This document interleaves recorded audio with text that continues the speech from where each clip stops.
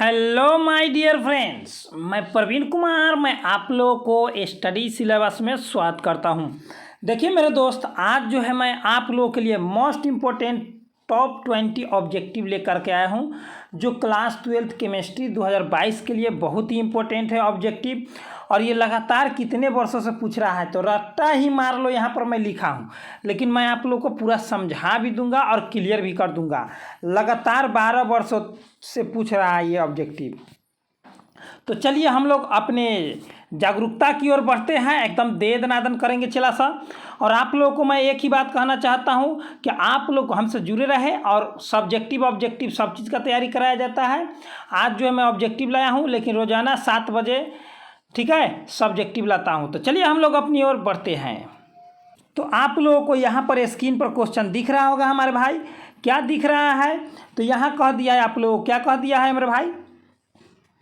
यहाँ पर कह दिया है आप लोगों को क्या कि जे फैराडे का विद्युत विच्छेदन का द्वितीय नियम है, यानी कि फैराडे का विद्युत विच्छेदन का द्वितीय नियम कौन सा है।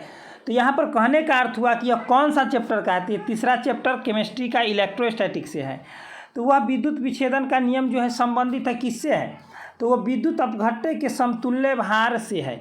यानी कि विद्युत अपघट्य के समतुल्य भार ज्ञात करने के लिए किसका उपयोग किया जाता है? तब फैराडे के विद्युत विच्छेदन का दूसरा नियम का उपयोग किया जाता है। ऐसे भी पूछता है। 2 नंबर में क्या कर रहा है? निम्न में कौन एक प्रथम संक्रमण श्रेणी का तत्व नहीं है? तो हमारे प्यारे दोस्त, स्कैंडियम 21 से लेकर के ठीक है जिंक जो होता है 30 होता है, ठीक है परमाणु संख्या। तो 21 से 30 तक के लिए प्रथम संक्रमण श्रेणी का तत्व है, जिसमें से आप लोग समझ सकते हैं कि मैग्नीशियम का परमाणु संख्या जो होता है 12 होता है, ठीक है। मैग्नीशियम का परमाणु संख्या 12 होता है। तो कौन नहीं है प्रथम संक्रमण श्रेणी का तत्व? तो मैग्नीशियम नहीं है, जबकि लोहा है, क्रोमियम है और निकेल है। याद रखिएगा कि लोहा, कोबाल्ट, निकेल एक लौह चुंबकीय पदार्थ है। तो 26, 27, 28 परमाणु संख्या। आगे की ओर क्या कह रहा है हमारे प्यारे दोस्त? आप लोगों के लिए मैं ऐसा ही लेते आते रहता हूँ बार बार, आप लोग हमसे जुड़े रहे, बस एक एक शेयर करते रहे। कॉपर पेराइट का सूत्र है, कौन सा है जो कॉपर पेराइट का सूत्र है? तो CuFeS2।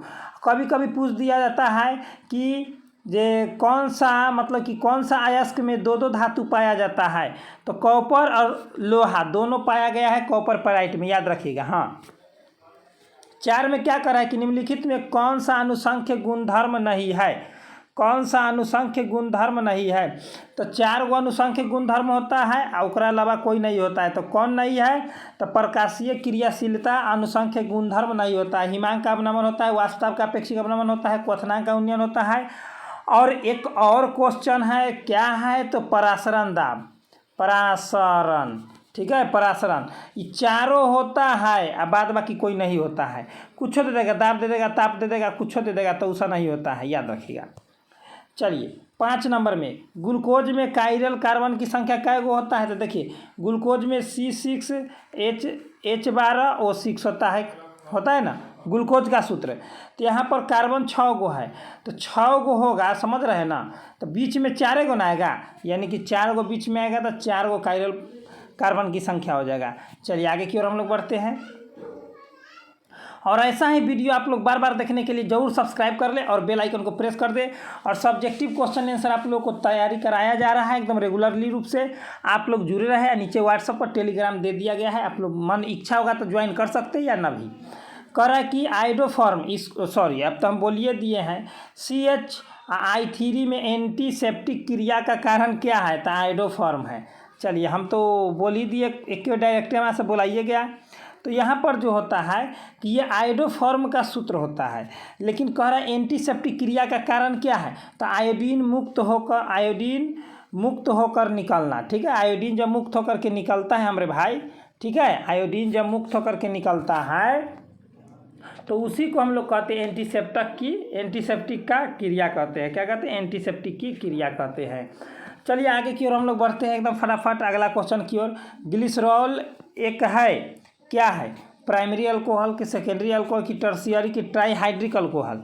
तो हमारे प्यारे दोस्त आप लोग नहीं जानते हैं तो याद रखिएगा, ट्राई हाइड्रिक अल्कोहल। इसका सूत्र क्या होता है ना, C3H8, ठीक है, H8 O3 होता है।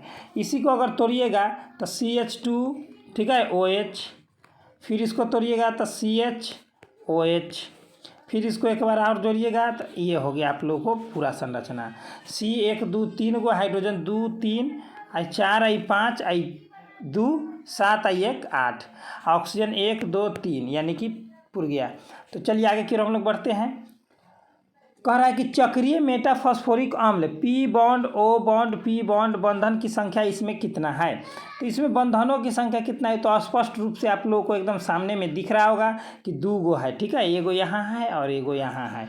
चलिए आगे की ओर 9 नंबर में, स्मेल्टिंग में धातु के ऑक्साइड के अपचयन में प्रयोग मतलब कि संयुक्त होता है। स्मेल्टिंग में धातु के ऑक्साइड के अपचयन मतलब होता है अवकरण। तो अवकरण के लिए किसका उपयोग करेंगे, एल्युमिनियम मैग्नीशियम कार्बन मोनोऑक्साइड। तो हमारे प्यारे दोस्त आप लोग नहीं जानते हैं तो मैं बता दूं कि जब भी अपचयन या अवकरण कहेगा तो कार्बन, ठीक है, और ऑक्साइड के रूप में क्या निकलेगा तो कार्बन मोनोऑक्साइड। लेकिन ऑप्शन नंबर बी हो जाएगा।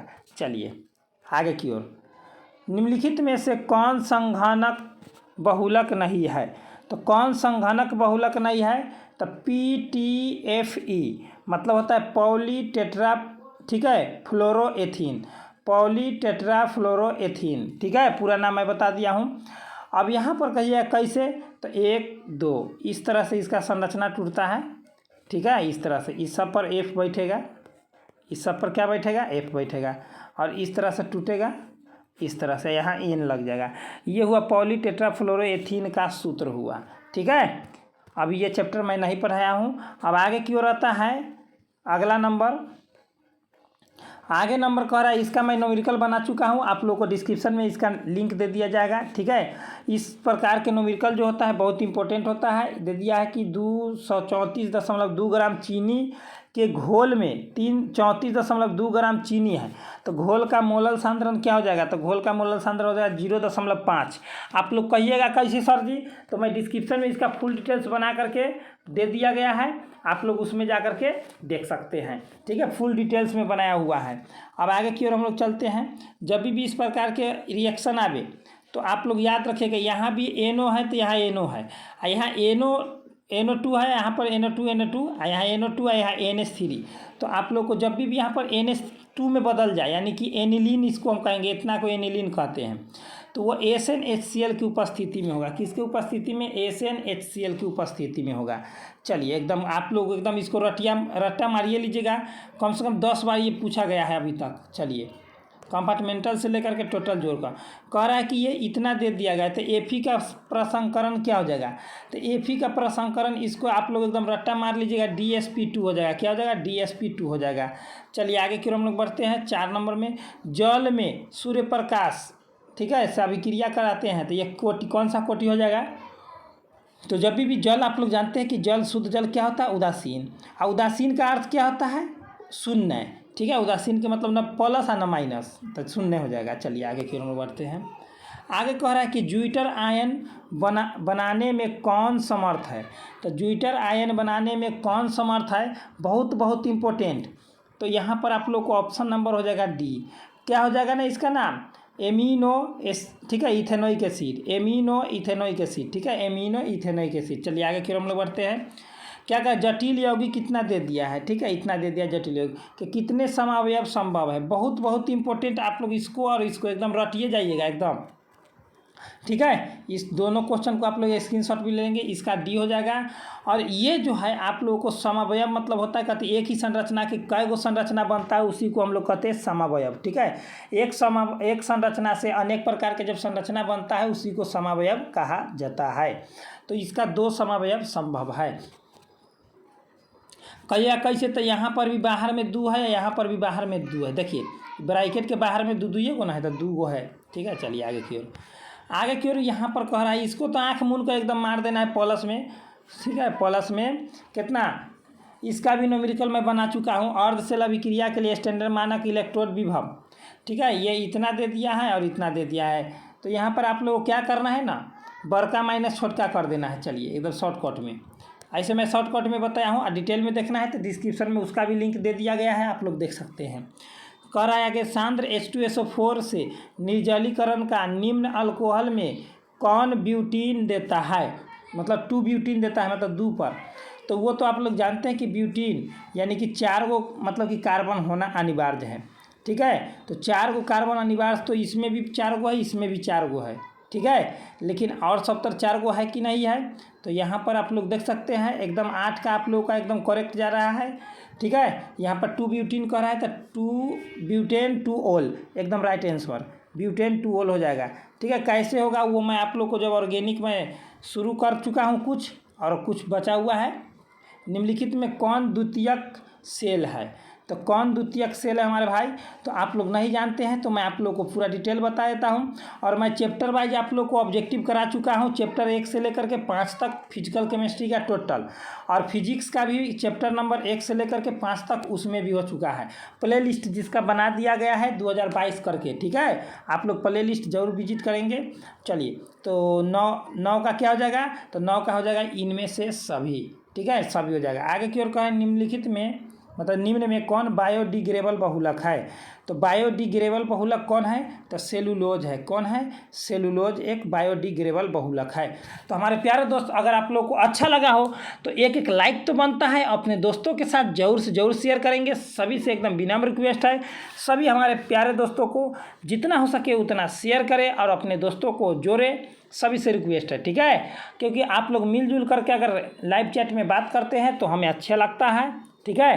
तो आप लोग ऐसे ही करते रहें, कोई दिक्कत वाली बात नहीं होगा, हम हैं तो कोई गम नहीं, ठीक है।